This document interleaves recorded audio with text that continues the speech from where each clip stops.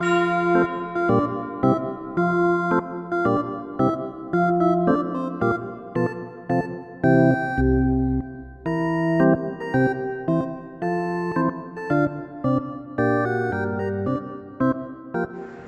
buongiorno a tutti, oggi siamo... Cioè, qua ridere, buongiorno a tutti, ridere. Buongiorno a tutti. Fatto il vaccino venerdì, vedete che sta bene, quindi bene. Sta continuando a ridere. È arrivato Paolo sul Trespolo, Fabio, Scarabocchio. officina qua vicino, professionalità, qualità, cortesia. Grazie. No, ma è quando è da dare una mano, io sono il primo, anche perché è verità. Però oggi dedichiamo, Vincenzo, io e te, anzi io, una barzellettina degli amici. Che si chiama, no, possiamo dire Simone e Martina, che sabato 11 si sposano. Simone, non farlo, Simone, salvati! Allora, tanto è il vaccino che... allora, un momentino. Da quanto sono fidanzati? Ecco, quindi, Da una vita. Quindi, e c'era, due robettine veloci.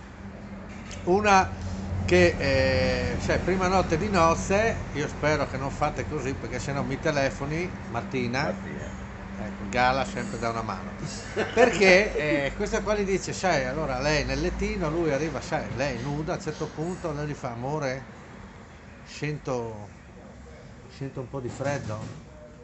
E lui prende e gli mette una copertina. No, forse non ci si è capiti. Sento tanto freddo. Ah, allora gli metto un'altra copertina. Ma guarda che sento freddo. Oh, ma scusa, allora ti mettiamo un'altra copertina. Amore? Viene fuori un po' di aria dalla fessurina. Ah, allora aspetta che chiudo la finestra.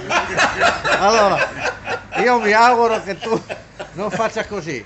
Ma poi c'è anche la versione che quando avrete figli c'è il bambino di 5 anni, la bambina di 4 anni, maschio e femmine, il papà nel divano fa papino, dimmi amore, ma come mai il nostro amico di scuola si chiama Diego Armando?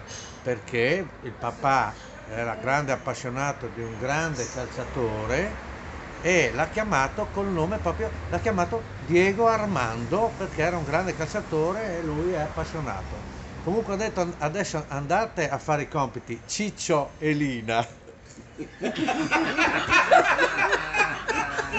Un saluto, era appassionato. Un augurio, tanti auguri ragazzi, mi raccomando, sei invitato anche te, spero di no. C'è il mister qua, quello che ha messo me. Allora tanti auguri ragazzi. Ciao Simone, auguri. Ciao, auguri. Che sia, dove si sposano? A Pordenone. A Pordenone siete un po' lontani, Poveri perché sennò noi. veniva a trovarmi e bere un buon taglio. Ciao, tanti auguri a Martina e Simone. Ciao. Ciao.